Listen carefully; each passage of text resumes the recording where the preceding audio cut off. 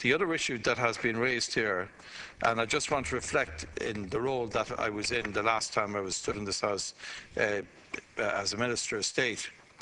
I gave a commitment on the Water Services #1 bill, during that bill, that in the #2 bill, that there would be a commitment in putting in the legislation that it could never actually be privatised. In other words, that the Irish Water would always and forever be a public company.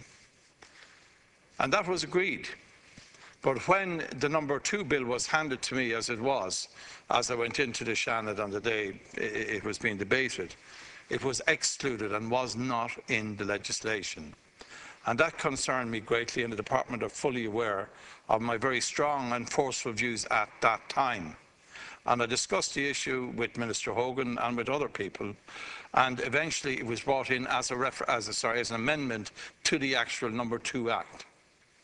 But I remain deeply concerned at other agendas that may be European, as you say. I don't know where they're coming from, but certainly was never articulated to me, and hasn't been articulated yet, as to why we shouldn't and couldn't have a referendum on the Irish Water never, ever going into private ownership.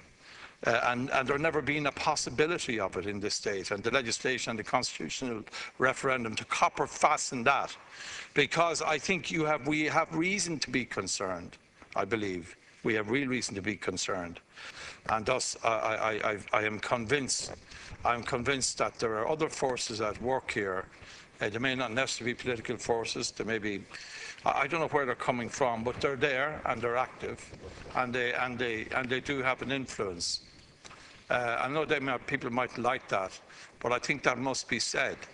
And I'm aware of other issues which I'll bring to the Minister's attention privately, perhaps, when this debate is over, which might inform him of other areas he could look within the department for confirmation of some of the things I'm talking about here.